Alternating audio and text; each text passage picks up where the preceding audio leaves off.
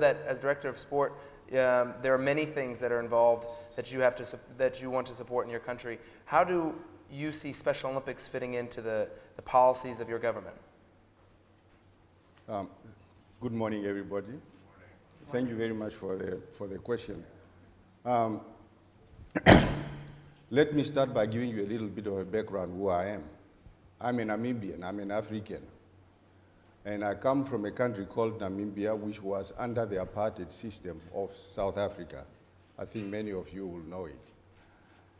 Now, when our country became independent, both Namibia and South Africa, we realized that during the apartheid era, a certain group of people were disadvantaged.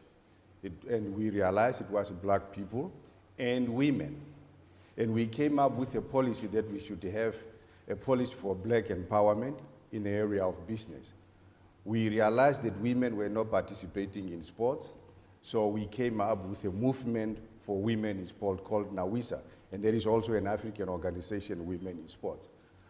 But as Africans, we always have a tendency of hiding away our people with intellectual disabilities.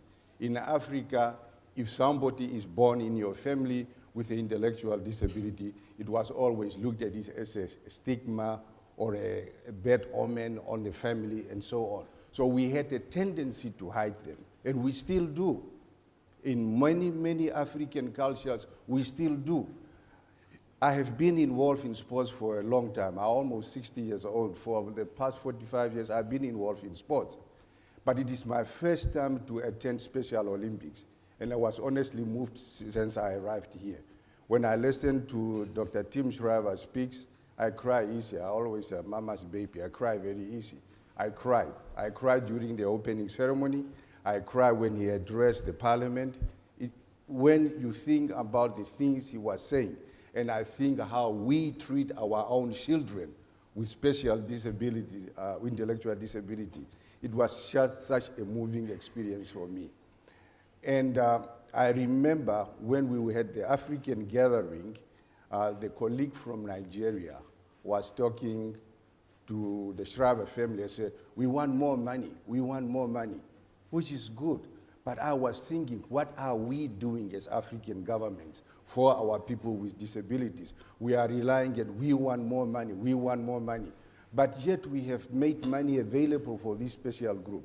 So I have seen now with my own eyes that really, indeed, we do have a group with special needs who are members of our communities.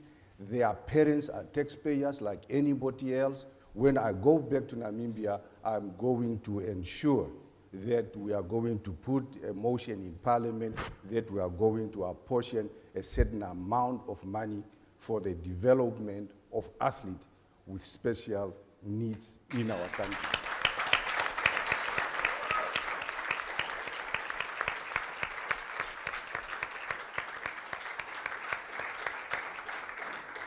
Thank you.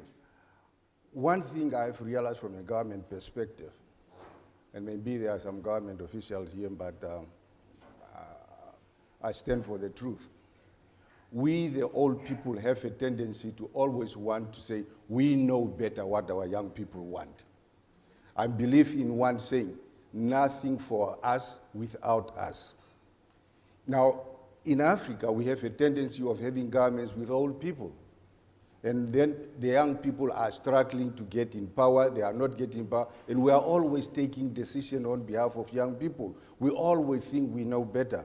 So one thing I'm also going to fight for, we have for youth movements, is really to empower this youth movement, let them articulate their needs, let us follow their needs and say they know their needs better than we know them, and let us try to accommodate their needs. I have a problem. Like in my country, we have to retire at the age of 60. But yet every year we are having university graduates. We have higher unemployment. We cannot accommodate these people. Why can we not bring down the age of retirement to 55 and create employment opportunities for young people? So we want to stay in power forever until few days before we go 6 foot under. So I think we need to empower our young people. And that is what I'm going to advocate. After having experienced that, it was really an eye-opening experience for me. Thank you very much, Dr. Veii. I think, well said. Well said from all our panelist members. A nice round of applause. I don't think I could have thought of a better segue to what we're about to do now. We're going to be breaking up, each of your tables has young people from the Global Youth Activation Summit, as well as adults in various roles throughout Special Olympics, throughout corporations, government, media. Several nonprofits are in the audience today as well. Athletes, partners, volunteers. You all have various experiences, and as Dr. Veii said, you all know your area of expertise best. And so while the young people know their needs, the adults know the way the world works. And so what we're going to do today is everyone's going to be having a conversation in a way to bridge that gap, to fill that void where we have the people with the needs and the people with the means, and let's get those people together.